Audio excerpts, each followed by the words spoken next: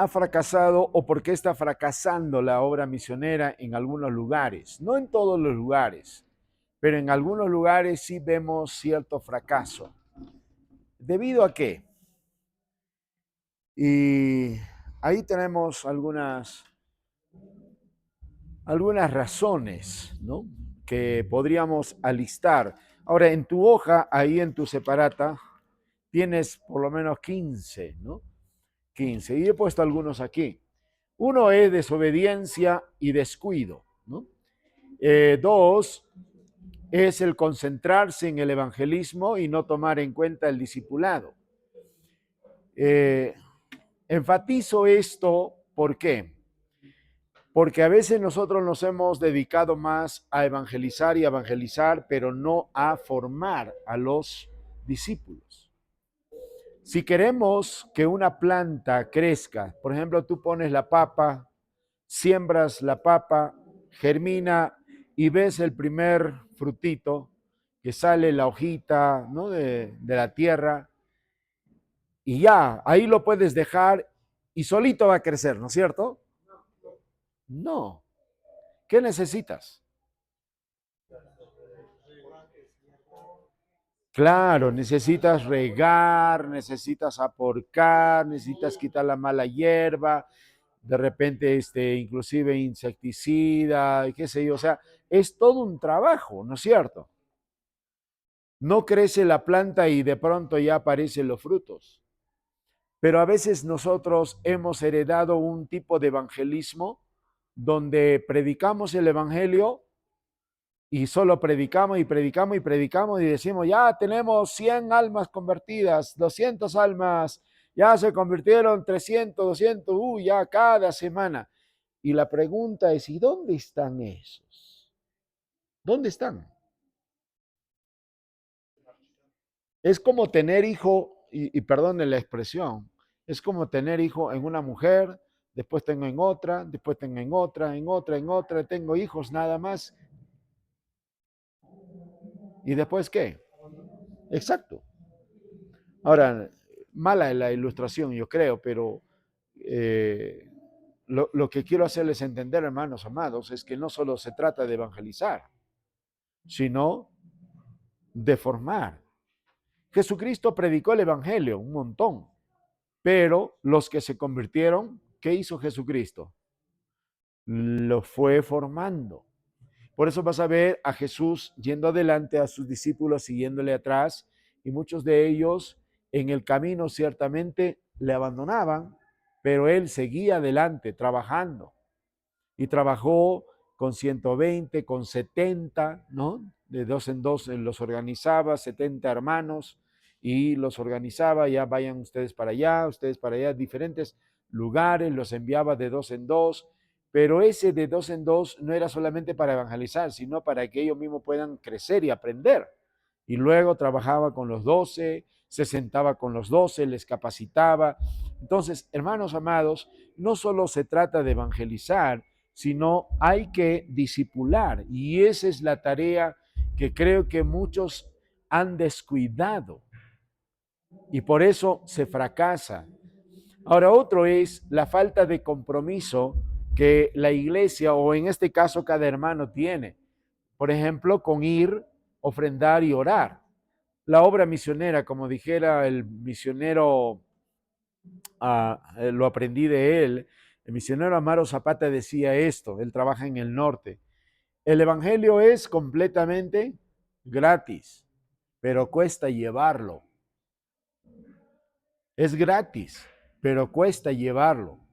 ¿Por qué? Porque hay que pagar movilidad, hay que pagar misionero, hay que pagar Biblias, hay que pagar folletos, hay que pagar un montón de cosas, ¿no?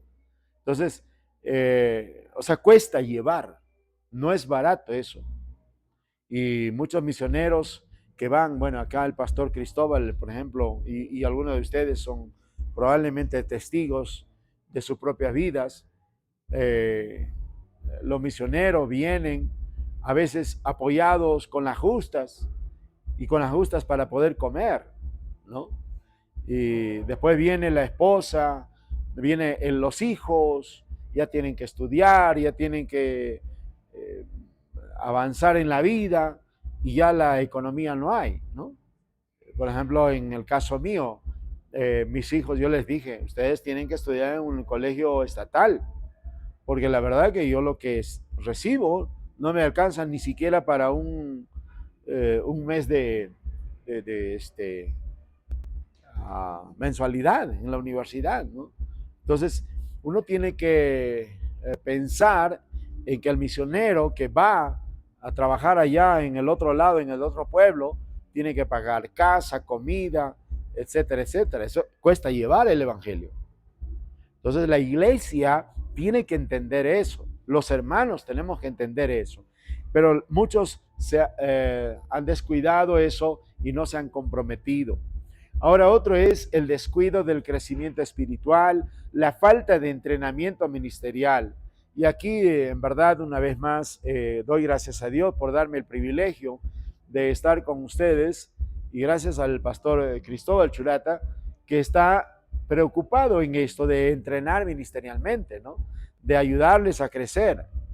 Y es por eso que hay varios siervos que vienen para ayudar, colaborar con esto. Pero a veces falta eso. Otro es concentrarse en la construcción de grandes edificios e instalaciones, equipos modernos. Ahora, ese es otro detalle también. No en todas las iglesias. Unas pueden estar fracasando en un aspecto, otros en otro aspecto, pero esta es una lista bastante amplia, ¿no? Pero, por ejemplo, hay iglesias donde su principal enfoque está en tener un templo y construir salones, tener equipos, etcétera, etcétera. Pero los hermanos no tienen los materiales a veces para poder crecer en su vida espiritual. Y lo que se requiere, que son, por ejemplo, estos libros, ¿no? A ustedes les está costando, ¿no? Pero no son los únicos libros que necesitamos. Hay mucho más, otros materiales que necesitamos, folletos nada más. Por ejemplo, aquí en la iglesia no sé cuántos folletos necesitan a la semana, no sé cuántos folletos necesitan en otros lugares, pero la verdad es que se requiere mucho inversión. Les comparto personalmente cuando yo estuve en la iglesia de Cajamarca como pastor, allí invertimos miles de soles en la escuela dominical. Invertimos eso. ¿Por qué? Porque entendimos que los maestros de escuela dominical necesitan la suficiente cantidad de materiales y sobre todo, por ejemplo, figuras, necesitan franelógrafos, necesitan un montón de materiales para enseñar mejor a los niños. Ahorita, por ejemplo, yo estoy utilizando esto gracias a los hermanos que están proveyendo, pero si no hubiera esto, ¿cómo enseñaría? Tendría que agenciarme de otros materiales, cartulinas, papelotes, plumones, qué sé yo, ¿no? Entonces, hay la necesidad. Y en nuestra iglesia nosotros invertimos miles de soles y nunca llegamos a construir el templo, por ejemplo, pero la iglesia tenía toda una biblioteca para poder, cualquier maestro podía coger cualquier material y también poder utilizar cualquier lección de enseñanza. Entonces, es importante que una iglesia invierta mucho dinero para la educación de la misma congregación, ¿no? Eso es importante. A veces invertimos dinero en cosas materiales, pero no en la educación de la iglesia. Ahora, muchos no tienen como parte de su agenda la obra misionera, no está en su agenda, no se programa. Por ejemplo, vuestras iglesias, hermano, esta iglesia, por ejemplo, debe tener dentro de su plan de ministerio una agenda misionera, ¿no? Siempre es bueno que la iglesia esté siendo retroalimentada, esté siendo desafiada para poder participar activamente en la obra misionera. Ahora, por otro lado, también vemos que hay falta de interés en la traducción de la Biblia, en lenguajes nativos, hay negligencia en compartir el Evangelio y enseñar la obediencia de la palabra de Dios, ¿no? Entonces, ahora, Les pregunto, ¿qué otras cosas les parece a ustedes que están afectando o influenciando a una iglesia para no ser una iglesia misionera? Quisiera que ustedes puedan aportar, pensar. Aquí tenemos algunas ilustraciones, pero tal vez ustedes tienen algunas otras ideas. Vamos, pensando un poquito. ¿Nada? ¿Sabes? Una de las cosas es el sueño de la iglesia.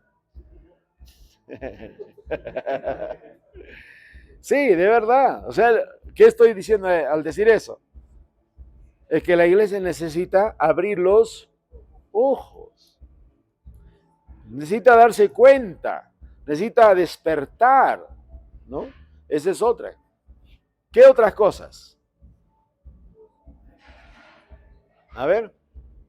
Pastor, quería estar respecto de la misionera, como cada iglesia, quizás acá en la región del Cusco. ¿Escucharon lo que dijo el hermano? Ahora, ¿eso es real o no es real? ¿Por qué decimos que somos pobres? ¿Sabe quién es el pobre? Pobre es aquel que no tiene para comer ni para vestirse. Ese es el pobre.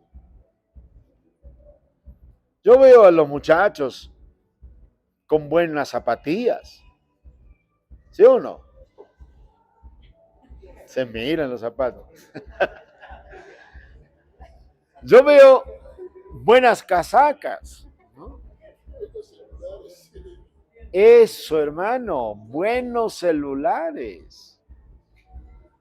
Yo veo que se compra un Huawei, se compra un Samsung, ¿no?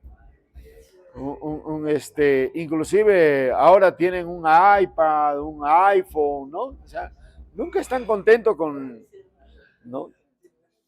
Entonces, la pregunta es, ¿quién es realmente pobre? Y la pobreza, hermanos amados, tiene que ver con personas que no tienen lo suficiente ni para poder alimentar a su familia o para vestir a su familia. Pero en realidad, Perú ya no es un país que está en una situación de extrema pobreza. Es posible que por ahí haya algunos, ¿no? Pero son personas que están sumidas en el alcohol, o son personas que la verdad que son ociosos y no les gusta trabajar, ¿no? Correcto, o la idolatría. Pero después, hermano, Perú es un país, mira, desde los años 90, cuando entró Fujimori, el Perú ha cambiado un montón. Ahora, gracias que Dios usó a Fujimori, porque el terrorismo, el socialismo, el comunismo, hermano, estaba llevándonos al Perú al punto más triste. Yo me acuerdo mucho de aquella época. He vivido esa época donde en realidad la inflación estaba por encima de 1000% mensual. O sea, estábamos peor que Venezuela, peor que Haití. Estábamos terribles y encima, no solamente la cuestión económica, sino el terrorismo. Así que Perú ha crecido económicamente. Ahora hay negocios por todo lado. Ahora hay lo que se llaman los emprendimientos y la gente tiene plata. Dígame, ¿en qué tiempo la gente ha construido más sus casas? A ver, interesante. La pandemia, o sea, ¿y de dónde sacaron esa plata?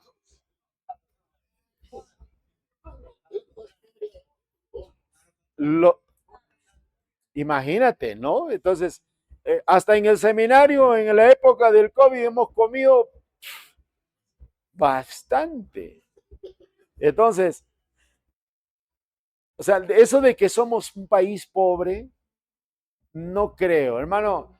necesitas viajar un ratito, aunque sea una semana, a Haití, para que sepas lo que es la pobreza.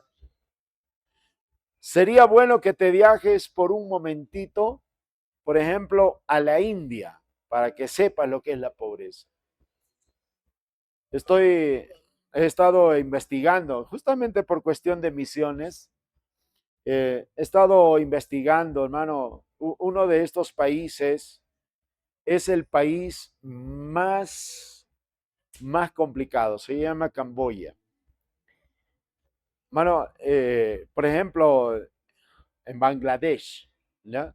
Te comento, así como hay aquí en las calles mercados, la gente, hermano amado, come de lo que haya en medio de los basurales. Van buscando de la basura y comen. Ahí van las ratas encima de las ollas, los ratones. Eso es lo que comen. La verdad, ¿cuándo has comido tú? ¿Cuándo has buscado comida tú en los basurales?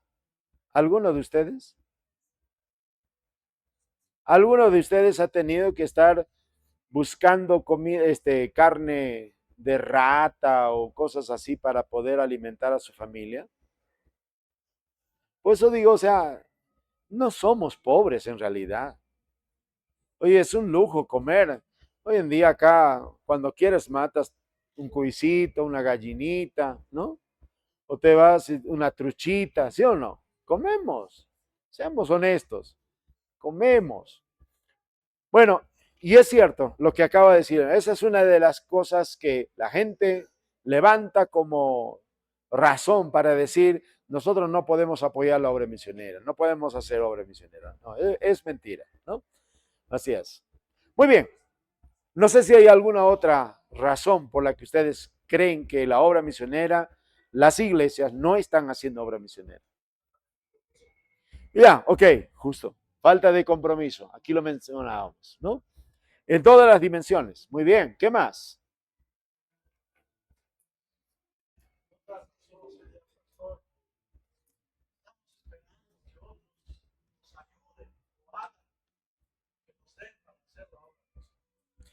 Sí, eso es cierto. Eso es cierto. Y mira, hermanos, yo soy cusqueño, igual que ustedes. Mi tierra es acá de Pitumarca, no sé si conocen. ¿Sí? Ya. A la vuelta hay un pueblito llamado Guazapampa. Ya. Guazapampa, ¿has escuchado? Yo soy de ahí. ¿Sí?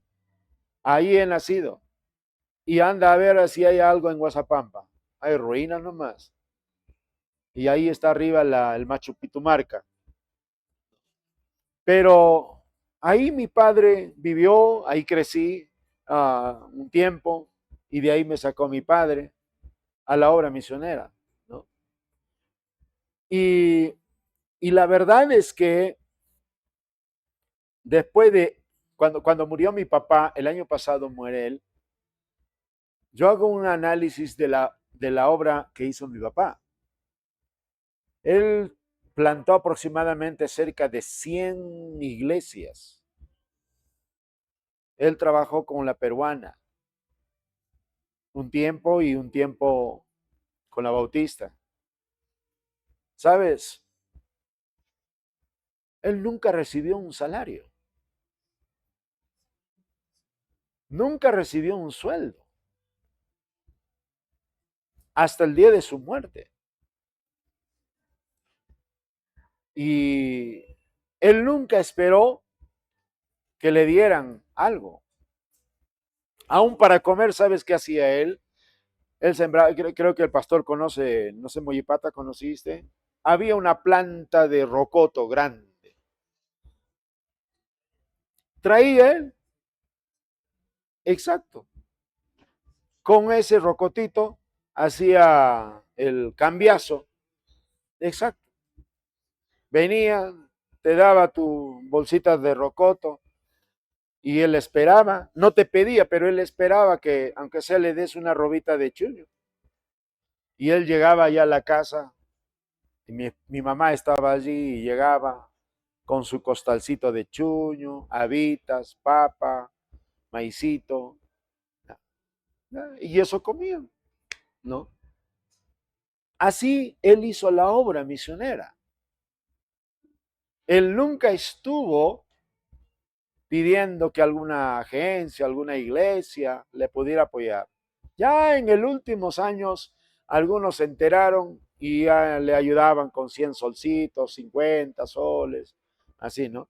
Pero ¿para qué crees que lo usaba ese dinero?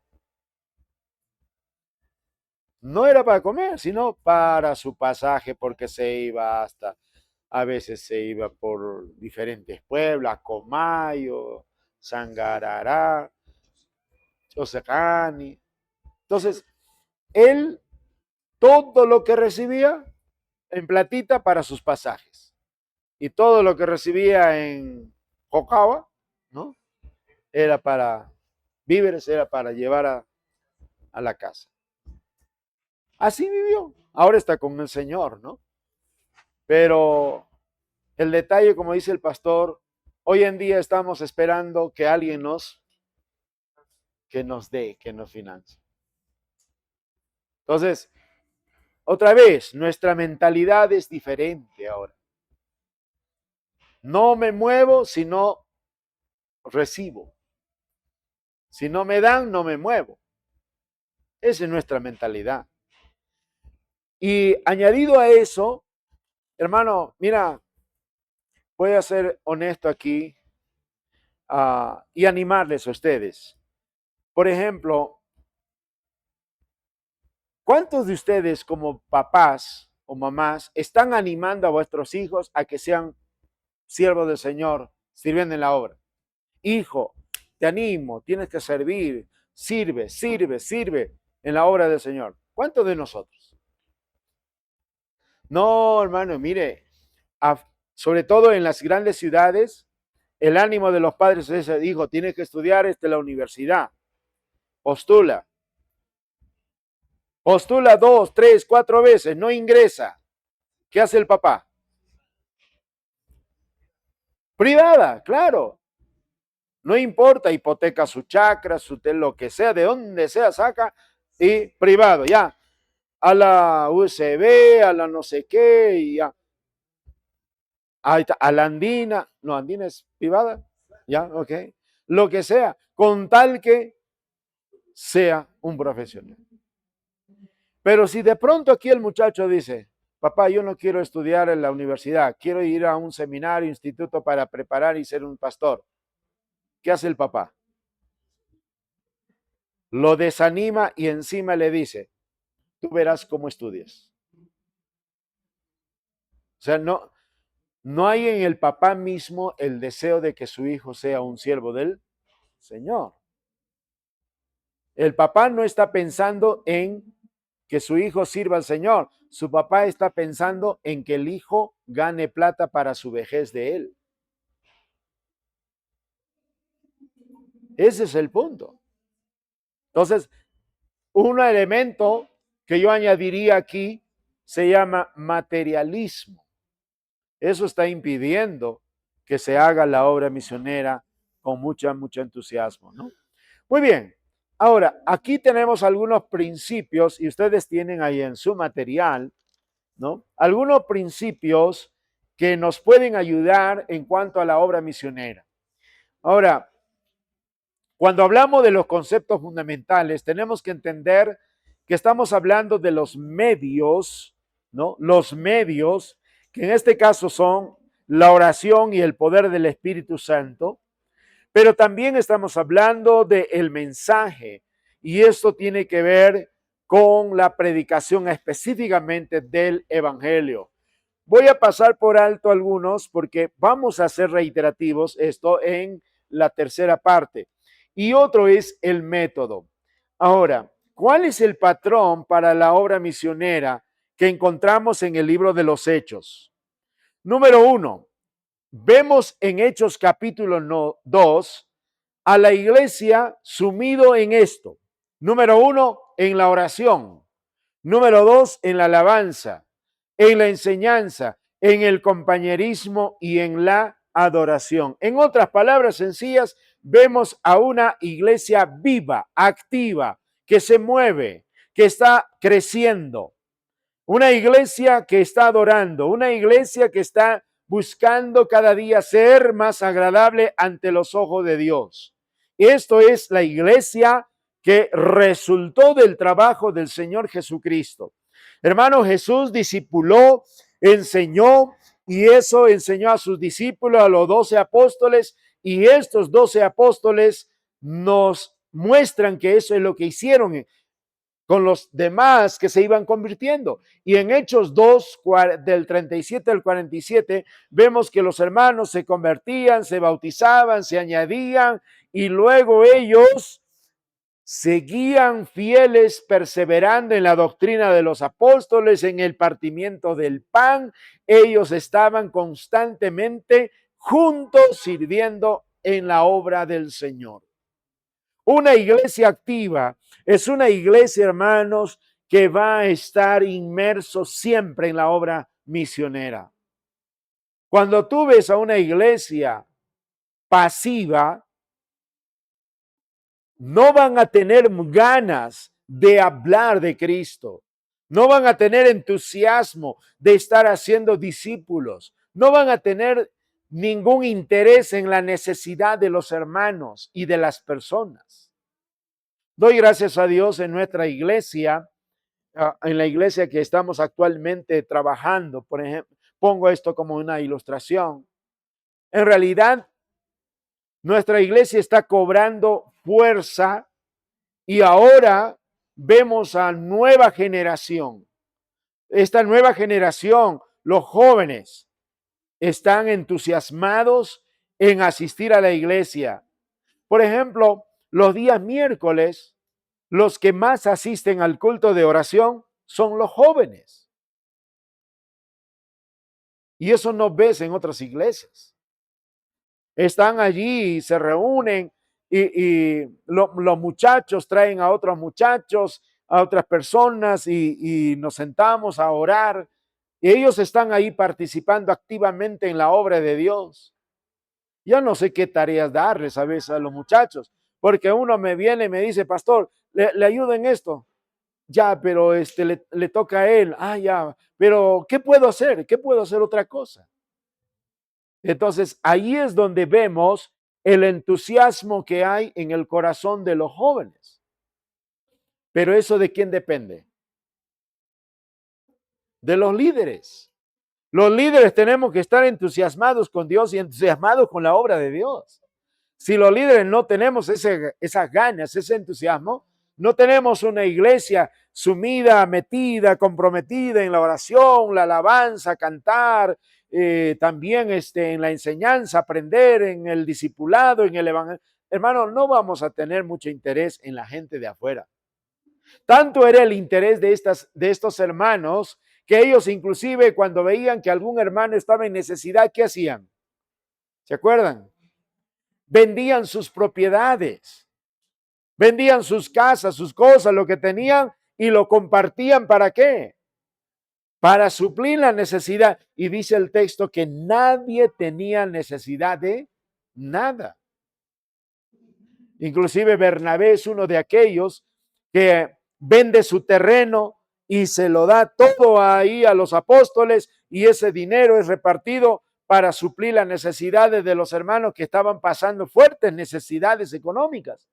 Y él, que se queda con las manos vacías, se dedica a la obra del Señor. Y Dios lo utiliza y él es el compañero del apóstol Pablo. Hermanos amados, notamos que necesitamos desarrollar una iglesia activa. Número 2, vemos a la iglesia comprometida en la predicación, aun cuando la predicación está sufriendo la consecuencia natural, porque Jesús dijo esto.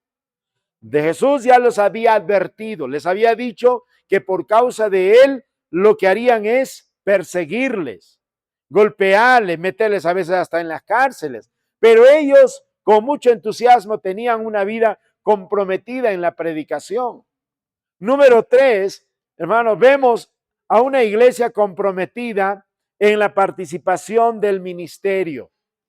Miren, los líderes que eran 12, ahora ya son 12. ¿Por qué? Porque Judas ha sido reemplazado. Ya Matías ha tomado ya el lugar de Judas. Ahora los 12 estaban haciendo una tarea en Hechos capítulo 6. Por el tiempo no les voy a mostrar, pero en Hechos 6 vas a encontrar a los 12 apóstoles con los mandiles puestos. ¿Qué significa eso? ¿Qué quiere decir cuando digo que estaban con los mandiles puestos? ¿Alguien se acuerda? Era Chep.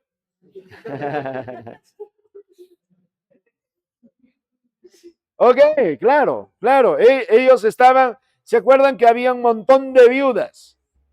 Y las viudas necesitaban ser atendidas. Y los 12 apóstoles, ojo, los 12 están sirviendo a las mesas. ¿Qué significa eso? Yo no puedo entender en toda su plenitud, pero eran personas que estaban ayudando a las viudas, atendiéndolas que tengan que comer, que tengan lo necesario para que puedan vivir, ¿no? Pero ahí se dan cuenta ellos y dicen, no está bien que nosotros estemos haciendo este trabajo, pues ellos sabían perfectamente que tenían otro trabajo, el cual deberían estar poniéndole más atención. ¿Cuál era? Había dos cosas. Número uno, la oración y la predicación. La oración y la predicación. Ahora, no es que no querían servir, ya lo estaban haciendo, ¿ya? Pero ellos se dan cuenta que la iglesia no va a crecer, no va a madurar, no va a tener el resultado que tiene en el versículo 7, a menos que ellos se dediquen más a la oración y a la predicación, a la enseñanza, y dejen la tarea de servir a otras personas. Y ahí es cuando ellos dicen, ya, a ver, elijan entre vosotros a 7 varones a quienes le demos esta tarea, esta diaconía, este ministerio. Y salieron, ¿cuántos se acuerdan? 7. 7. Escogieron a estos 7. Entonces estos 7 eran más que suficiente para hacer esa tarea. Y los 12 se dedicaron ¿a qué? A la oración y a la predicación. Pero noten que no solamente los 12 estaban dedicados a la predicación, sino que aquí uno de estos diáconos llamado Felipe también se metió a la predicación. Y el otro también, Esteban, también metido en la predicación. Entonces, el elemento clave que ayudó a la iglesia de Jerusalén a crecer en esa expansión misionera fue el enfoque de la predicación, aun cuando hacer esa tarea implicaba sufrimiento. Hermanos amados, nosotros creo que necesitamos cambiar un poquitito nuestra manera de mirar nuestros propios ministerios. Si hay algo que usted debe de estar haciendo permanentemente es predicar, predicar y predicar y predicar. Y no estoy hablando de que te pares en un púlpito y prediques. Pregunta, ¿dónde predicó Esteban? En la iglesia, ¿no es cierto? No. ¿Dónde predicó Felipe? En la iglesia, ¿no es cierto? No. Noten, ni Felipe ni Esteban tenían púlpito, pero ellos predicaban la palabra de Dios. Entonces, no se trata, hermanos amados, de que necesariamente es que el pastor no me da oportunidad para predicar. No necesitas púlpito para predicar. Predica. Habla de Cristo, comparte de Cristo, ¿no? No necesitas púlpito. Algunos ya lo tienen, ¿no? Acá. Solo necesitan apoyar la Biblia. Ok, ahora también observamos, miren lo que estamos revisando. Hermanos, era una iglesia activa, era una iglesia donde la predicación era el punto principal, pero la participación en el ministerio también era de todos. Todos estaban metidos en el ministerio. Número 3, estímulo, entrenamiento y fortalecimiento personal. Miren, ¿dónde lo miramos eso? En Hechos capítulo 11. ¿Qué ocurre? Voy a resumir la historia. Vienen los hermanos saliendo, escapándose de Jerusalén y llegan aquí a Antioquía. ¿Y qué hacen? Predican la palabra.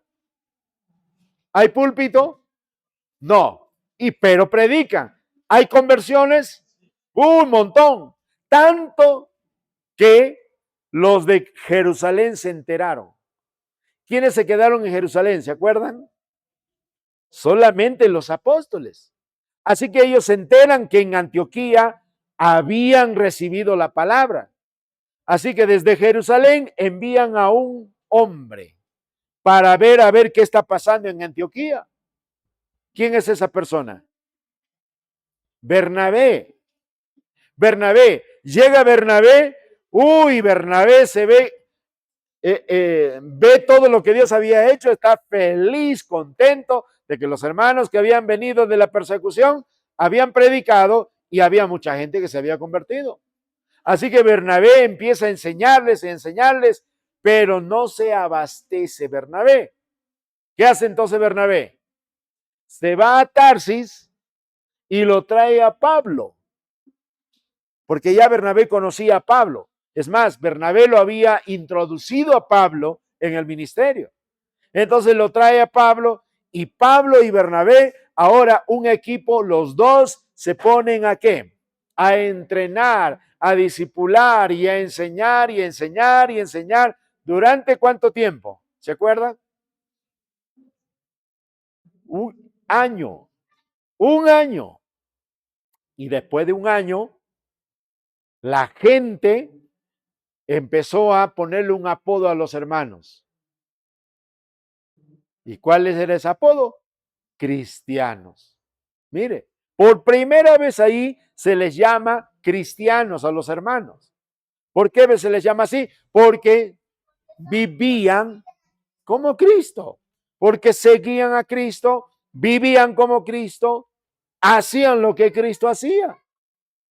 Así que ellos son estimulados, reciben entrenamiento, fortalecimiento, tanto así después de eso, después de un tiempo, después de un año, ya no solamente hay hermanos, sino ahora hay ¿qué? Líderes. Y esos son los 5 líderes que hemos mencionado.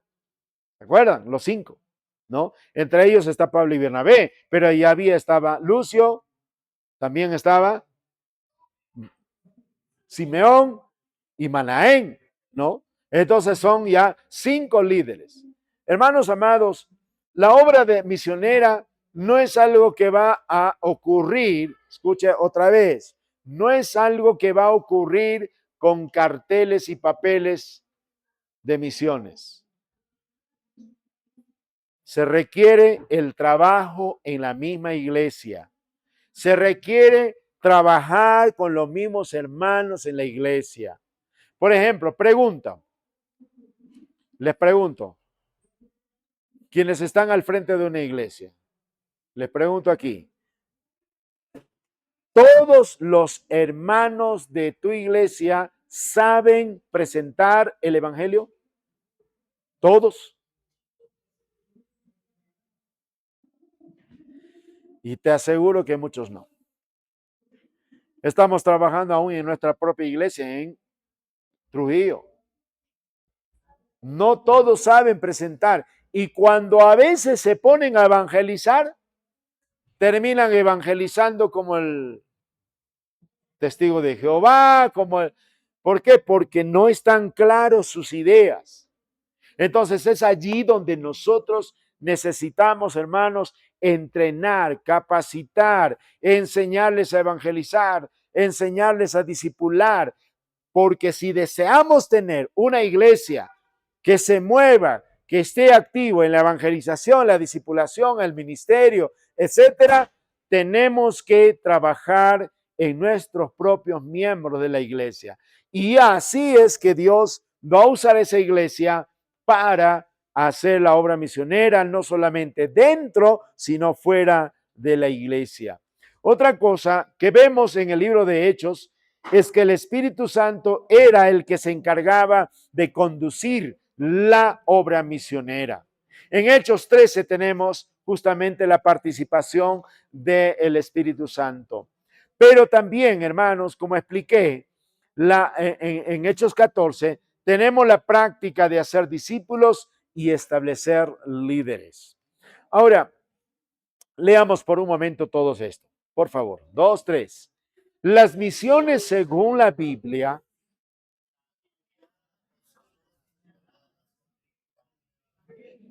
a ser discípulos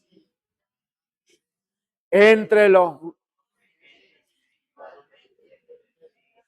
tanto cerca. A ver, vamos a tratar de entender esto, ¿ya? Vamos a entender esto. Mire, las misiones según la palabra de Dios significa enviar personas. Hay que enviar personas. ¿Quién envía a las personas? Obviamente Dios envía, Dios llama a las personas, pero ¿a través de qué? De la iglesia local, ¿ya? La iglesia local, no sé cuántos años tiene la iglesia Vida Abundante. 14. Eso significa que ya de agua abundante, ¿no? Ya, ya. Gracias. Agua abundante, 14 años. Eso significa que ya debió haber enviado 14 misioneros.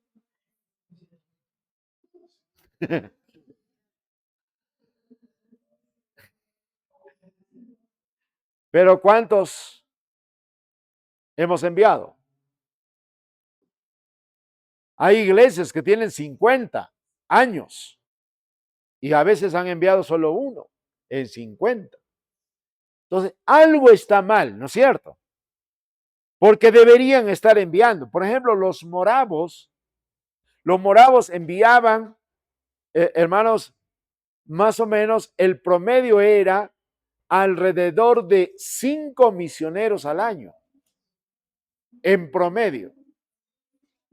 Imagínate. ¿Sabe lo que hacían ellos? Suponiendo que aquí el hermano, ponte de pie, hermanito. ¿Cuál es tu nombre? Jaime. Jaime nos dice, Pastor Elías, yo quiero ir como misionero a la China. Ya, genial, listo. ¿Qué sabes hacer, Jaime? ¿Qué sabes? ¿Trabajas? ¿En qué? Ah, ya. Construcción, muy bien. ¿Sabes qué? En China hay bastante necesidad de construir. Así que él se va a ir como misionero. Hermano, hagamos una chancita para su pasaje. Listo, sacamos la plata, listo, recogemos todo, listo. Hermano Jaime, acá están tus pasajes para que te vayas a la China. ¿Ya? Él lo cuenta y le alcanza los pasajes solamente para poder irse. Para regresar, no hay. No hay. Así que te damos tu pasaje de ida, tu pasaje de vuelta, que el Señor se encargue. Y la verdad, hermanos, muchos de estos misioneros nunca volvieron a regresar a su país. Muchos de ellos hasta murieron allí. Pero la iglesia enviaba de esa manera. Gracias, hermano. Después se levanta otro y otro y otro y así. Y los moravos fueron justamente en esa época del fervor misionero, enviaron tantísimos, creo que alrededor de 200 misioneros enviaron.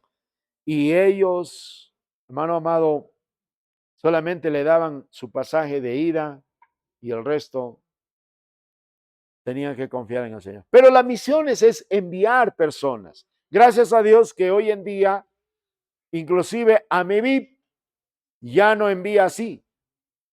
AMEVIP, creo que han tenido alguna vez un congreso de AMEVIP aquí en Cusco, no sé si han asistido, pero AMEVIP, para ser misionero de AMEVIP, ahora te piden que la iglesia dé un sueldo completo, el sueldo básico. Creo que es 1150, ¿no? ¿Ya? Entonces la iglesia tiene que conseguir esa cantidad de dinero para poder enviar a su misionero. Aparte le tiene que dar seguro, ¿no? Entonces, antes no, ahora las agencias misioneras ayudan mucho en ese sentido. Pero, ojo, señaladas a predicar, esa es la tarea, a ser discípulos y fundar, ¿qué? Iglesias. Pero, ¿y qué clase de iglesias? Recién se están dando cuenta en los últimos años algunos líderes cristianos de que una iglesia misionera tiene que fundar una iglesia misionera. Es decir, iglesias fundan iglesias, pero iglesias misioneras fundan iglesias misioneras. ¿Dónde está el cambio? A ver, repito, iglesias fundan iglesias, pero iglesias misioneras fundan iglesias misioneras. ¿Dónde está el cambio? La visión, la visión. A veces han plantado iglesias, pero no con visión misionera. Pero para que haya una iglesia con visión misionera, la iglesia tiene que tener, la iglesia madre tiene que tener visión misionera. El misionero tiene que salir con esa visión. Por eso, en los últimos tiempos, cuando hemos hablado acerca de obra misionera con algunos líderes, creemos importante que el que va a salir, por ejemplo, vamos a suponer aquí este jovencito, ¿cómo te llamas? Luis, ponte de pie, Luis, por favor. Luis viene aquí, ponte de pie acá. Luis nos dice, ¿ya? Luis nos dice, hermanos, miren, Dios me está llamando a la obra misionera. Dios quiere que yo vaya, a ver, ¿a dónde lo mandamos? ¿A dónde? A Japón, ya. Uy, que no te quieren, hermano. Listo. Muy bien, te mandan a Japón. Y dice Dios, me está llamando Dios a Japón. Muy bien, mi hermano, queremos que ustedes me apoyen. Quisiera que ustedes oren por mí y si pueden apoyarme económicamente. Muy bien, eso nos dice Luis. Pero ahora que yo como pastor de la iglesia digo, Luis, a ver, ¿tú quieres ir como misionero? Sí, ¿no es cierto? Muy bien. ¿Crees que Dios te ha llamado? Amén. ¿Estás dispuesto a ir a Japón? Excelente. Y nosotros estamos dispuestos a apoyar. ¿Amén o no? Muy bien. ¿Sabes evangelizar? ¿Sabes discipular? ¿Sabes entrenar líderes? ¿Sabes pastorear? Ok. Hazlo aquí. Muéstrales a todos ellos que tú sabes evangelizar, discipular, entrenar, pastorear. Muéstrales a ellos. Si Él nos demuestra eso, ¿le apoyamos o no? Mucho más. Claro. Pero a veces, hermanos amados, están levantándose hombres no porque quieren cumplir la tarea, sino porque están buscando ¿qué cosa? El apoyo de la iglesia. Exacto. Y cuando él se va allá a Japón, ahí está Japón, hermano. Ahí está, mira. ¿Ves ese primer japonés? Ahí está. ¿Ya? Él se va allá a Japón. En Japón llega, alquila su casa, alquila su auto, ya tiene, ya listo, ahí está el misionero. Y ahora ya pasa un año y todavía no hay resultado. ¿A cuántos? Y nos manda todavía encima su cartita, ¿no es cierto? Hermanos, ayude, gracias por vuestras oraciones, gracias por vuestro apoyo, pero ¿sabe qué? Este mes se me ha malogrado el carro y necesito la llanta de repuesto. Ok. Y un hermanito, que acá el hermano tiene su empresa, ¿no? De carro, ya le manda su cheque, ya. Ahí está para tu llanta. Ya. Hermanos amados, después de 5 años, no hay nada. La iglesia ha invertido miles de soles en apoyar al misionero. Pero el problema por la falta de resultados es que aquí no lo hemos probado. Aquí no lo hemos probado. Entonces, en cambio, ven Luis, por favor. Diferente es cuando nosotros hacemos lo siguiente. Él dice, ¿quiere ser misionero? Amén, muy bien. Mañana te espero a las 8 de la mañana. Vamos a ir a evangelizar a ese cerro por allá. ¿Vas a ir conmigo? Va a ir conmigo. Entonces él viene y va y evangelizamos el sol y esto y el hambre. Listo. Él aprendió a evangelizar. Después de unos meses aprende a evangelizar. Muy bien, se convierte aquí el hermano y ahora vamos a discipular. Yo le estoy discipulando a él, ahora tú discipula a él. Él aprende a discipular y aparte, mira, vas a tener que venir a las capacitaciones. Tenemos ahí capacitaciones con el pastor Churata. Vas a cumplir las 10 capacitaciones. Y después de cumplir las 10, vas a irte al instituto bíblico, a un seminario, lo que sea, para poder perfeccionarte más. Pero yo sigo trabajando con él. Y cada vez va regresando. Y nosotros vamos viendo en el transcurso de 2, 3, 4, 5 años que Luis no estaba bromeando. Que Luis en verdad tiene ganas. Evangeliza, discipula, sirve, canta, predica. Uy, este hombre es un excelente siervo.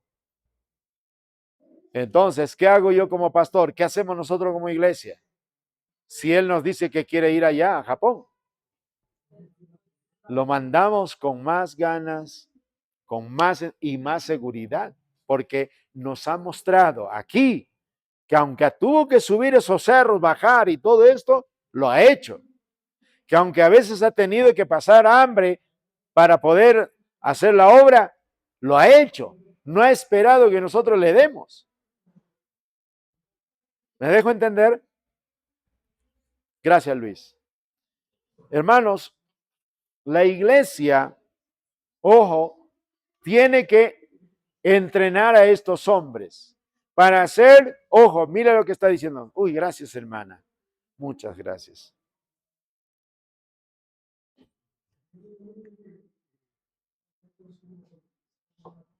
Mire, y aquí está el énfasis. Mire el énfasis. Para hacer eso, tanto cerca como en el extranjero. Es decir, no solo se debe de hacer aquí, sino se debe hacer allá. Y lo que haga aquí es lo que va a hacer allá. Pero si aquí el hermano dice quiere ser misionero, no viene a los cultos fielmente, llega tarde, no se prepara bien, llega cuando puede, se le encarga una cosa y no lo hace bien. Pregunta, ¿cómo va a ser misionero solito allá? No va a hacer nada. Entonces, tenemos que entrenar. Ahora, hay algunas cosas que a veces nosotros, hermanos amados, necesitamos estar bien conscientes, ¿no? Aquí tenemos esto, que el Espíritu Santo es el que llama y dirige a las personas a responder el mandato a la obra misionera.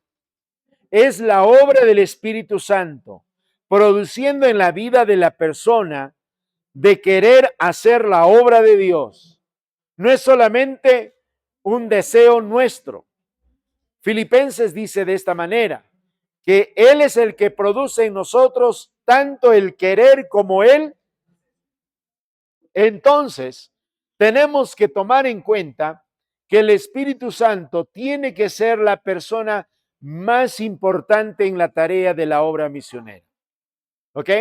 Número dos, que en respuesta a la oración, lo que Dios va a hacer es enviar misioneros a cosechar sus campos. Por favor, veamos Mateo capítulo 9. Mateo 9.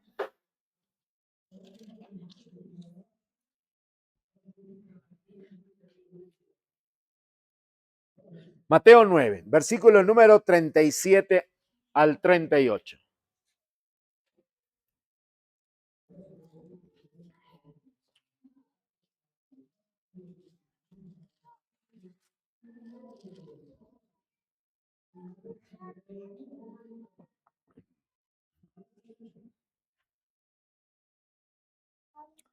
Muy bien, Mateo 9, del 35 voy a empezar leyendo, ¿ya? 35 dice, recorría Jesús todas las ciudades y aldeas, enseñando en la sinagoga de ellos y predicando el evangelio del reino y sanando toda enfermedad y toda dolencia. ¿Cuáles son las cosas que él realiza mientras Jesús está recorriendo todas las ciudades y los pueblos y las aldeas? ¿Qué está haciendo Jesús? Tres cosas. Uno, enseñando. Número dos, predicando. Número tres, sanando. ¿Dónde está el mayor énfasis? En la predicación y la enseñanza. ¿Ayudaba a los enfermos? Sí, pero su principal y primera tarea, ¿cuál era? Evangelizar, predicar, enseñar la palabra de Dios, ¿no es cierto?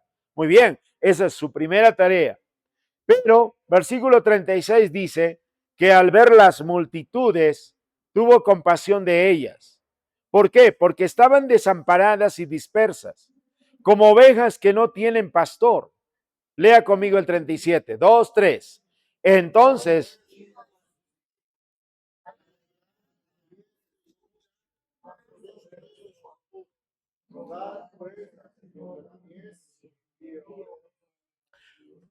muy bien.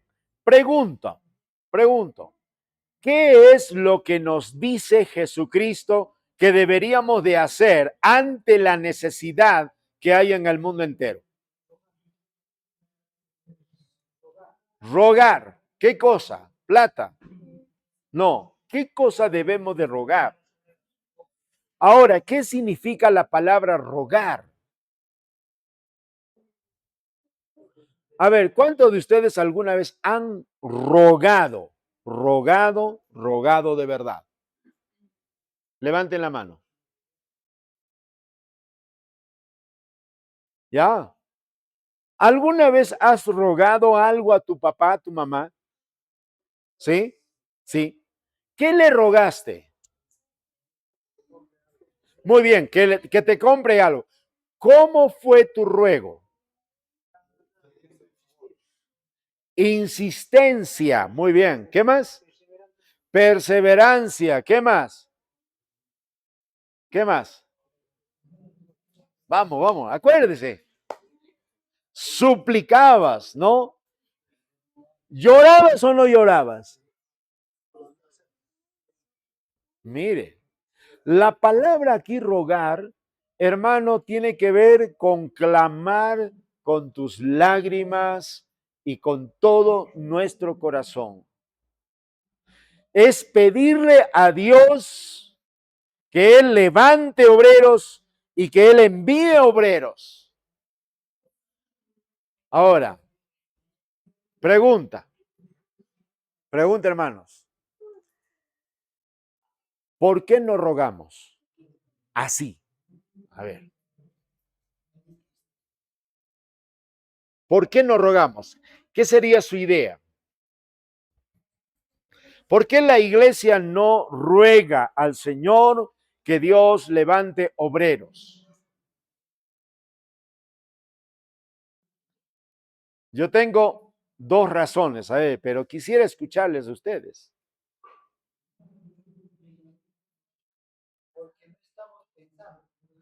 Muy bien, no hay amor por las almas, ¿ya? ¿No estamos qué? ¿En qué? ¿Ok? No estamos pensando en la obra misionera.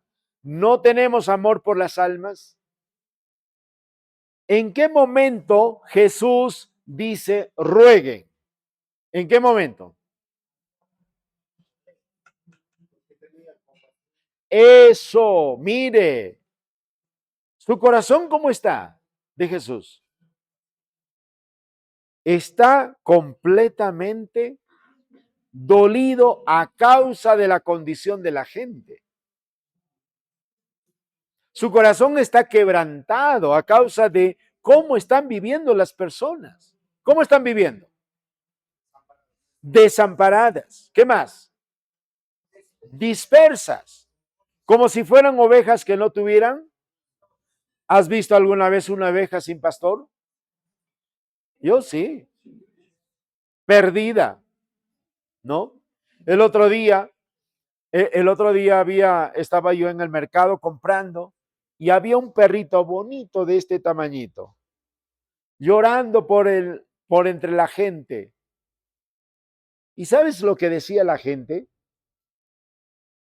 Pobrecito, se ha perdido, se ha perdido. ¿Quién es su dueño? Se ha perdido todo. Y toda la cuadra, que es desde el fondo hasta el fondo, hermano, el perrito iba y todo el mundo atento al perrito. ¿De quién será? Pobrecito, pobrecito, se ha perdido, se ha perdido. Y yo digo, oye, esta gente tan preocupada por este perrito, es un perrito. Ahora, no estoy diciendo que no significa nada ese perrito, pero es un perrito, es un animal que se va a morir y ahí quedó. Nota, toda la gente tiene pena de un perrito. Pero eso es lo que está pasando en nuestro corazón respecto a la gente. ¿Quién de nosotros dice, o alguna vez has visto a un niño llorando por la calle? Pobrecito ese niño, mira, está yendo al infierno. No. Y creo que justamente el hermano acertó en lo que yo pienso, es que no rogamos porque no vemos a la gente con compasión o no vemos con amor. No estamos mirando a las personas que necesitan la salvación y mi corazón no se conmueve. Y como no se conmueve, pues no ruego. No busco el bienestar de la otra persona, porque eso es amor. Amar significa buscar el bienestar de la otra persona. Entonces no rogamos. Y Jesús dice claramente que debemos de rogar al Señor de la mies. Ahora, por otro lado, entendamos esto también, que la iglesia local tiene que ser la principal agencia que va a reclutar los misioneros. Ahora, la principal base de apoyo para la obra misionera tiene que ser la iglesia local. En Hechos capítulo 13 tenemos el más grande ejemplo. Volvamos a leer Hechos 13, versículo 1. Por favor, Hechos capítulo 13, el versículo número 1. Y citamos Hechos, ¿por qué? Porque esta es la primera iglesia misionera a los gentiles.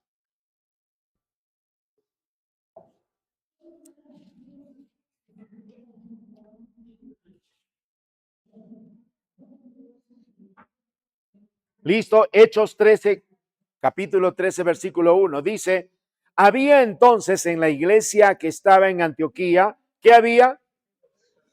Muy bien, profetas y maestros. Y ahí está la lista. Verso 12. Perdón, verso 2. Ministrando estos. ¿Quiénes? ¿Quiénes? ¿Quiénes son esos estos? Exacto, los maestros y profetas. Ministrando estos al Señor y ayunando, dijo el Espíritu Santo, apartadme a Bernabé y a Saulo para la obra a que los he llamado. Verso 3, juntos. Entonces, habiendo ayunado y orado, les impusieron las manos y los despidieron. Pregunta, ¿quiénes ayunaron? ¿Quiénes oraron y ayunaron? ¿Quiénes? ¿Quiénes? La iglesia. ¿Por qué digo la iglesia? ¿Por qué digo la iglesia? Mira, versículo 2. Ministrando estos. ¿Quiénes están ministrando? Los profetas y los maestros. Ministrando el Señor y ayunando. Dijo el Espíritu Santo. ¿A quién dijo el Espíritu Santo? A ver, pues ya puede ser a los profetas y maestros, pero también lo dice a la iglesia. ¿Cómo sabemos eso? Dice el texto ahí, apartadme a Bernabé y a Saulo para la obra a que los he llamado. Entonces, el Espíritu Santo habla a la iglesia y le dice, hermanos, por favor, apártenme aquí a Jaime y Luis. Jaime, ¿no? Jaime y Luis, apartadme a ellos. ¿A quién está hablando el Espíritu Santo? A la iglesia. Pregunta, ¿puede haber hecho esto el Espíritu Santo? Mira, ¿puede haber hecho esto el Espíritu Santo? ¿Qué? Escucha. Luis, ven. Jaime, ven. ¿Ya? Ustedes se van a ir a la hora misionera. Váyanse ustedes a la hora. Hasta decir. Listo. ¿Ya? ¿Pudo haber hecho eso el Espíritu Santo? Lo que acabo de hacer. Claro. Pero no lo hizo. ¿Por qué? Eso. Exacto. Entonces, noten, aunque el Espíritu Santo, yo estoy haciendo aquí las veces de Espíritu Santo, aunque el Espíritu Santo les llamó a ellos, les habló a ellos, sin embargo, el Espíritu Santo no les dice, apártense ustedes y vayan a la obra que les he llamado. No. Nota, no le dice apártense ustedes, sino lo que les dice es a la iglesia. ¿Qué les dice? Ustedes apártenme. Apartadme. Y la palabra ahí es, ¿quién tiene que realizar esa acción?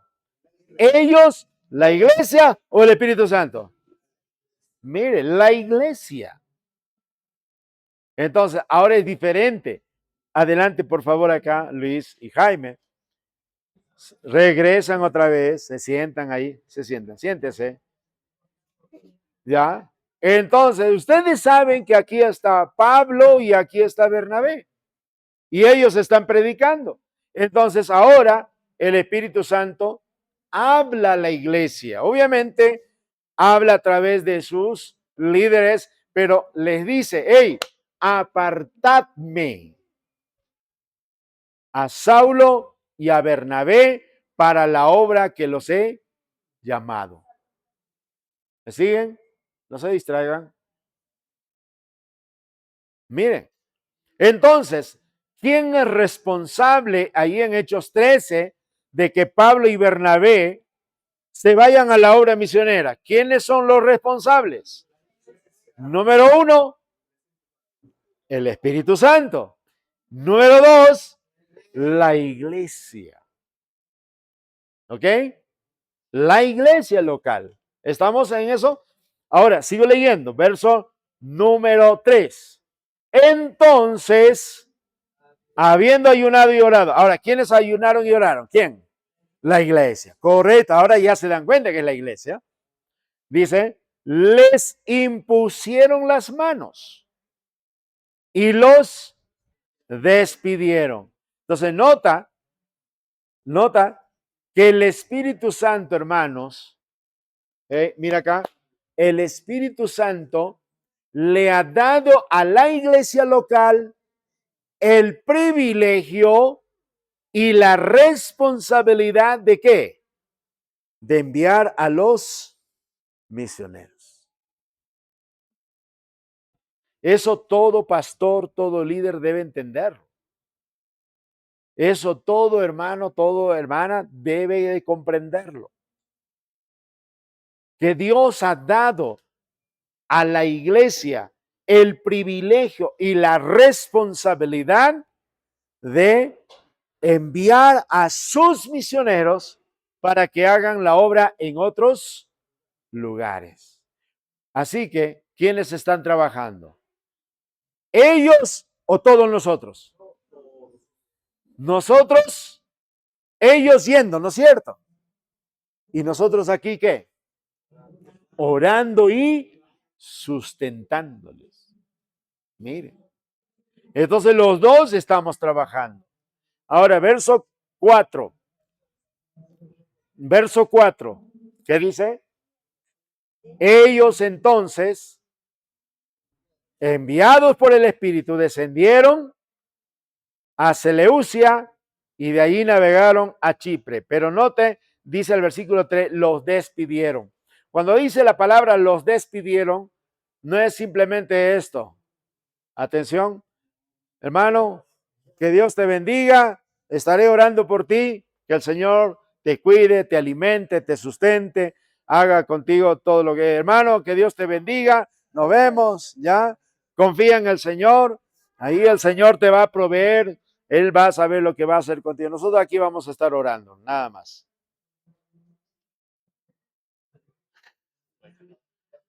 Ya no quieren ir. Pero esa palabra, cuando dice, y los despidieron, nosotros lo tenemos, en quechua nosotros lo tenemos bien clarito con una palabra, que lo usé hace un ratito. Cuando tú sabes, bueno, no sé si ahora se practica, pero en mis tiempos, yo me acuerdo cuando llegaba un viajero, no importa quién sea, ¿no? Y llegaba de visita, iba a descansar, pase, sírvase un choñolagua, tarhuilagua, ¿no? Ya, listo, sírvase, hermanito, listo, ya bien, ya comidito, muy bien, ahora sí, hermanito, ahora tengo que seguir caminando, ya muy bien, que te vaya muy bien, ya, no, exacto, la cocaba. Y muchas veces en la cocaba, ¿qué se le ponía?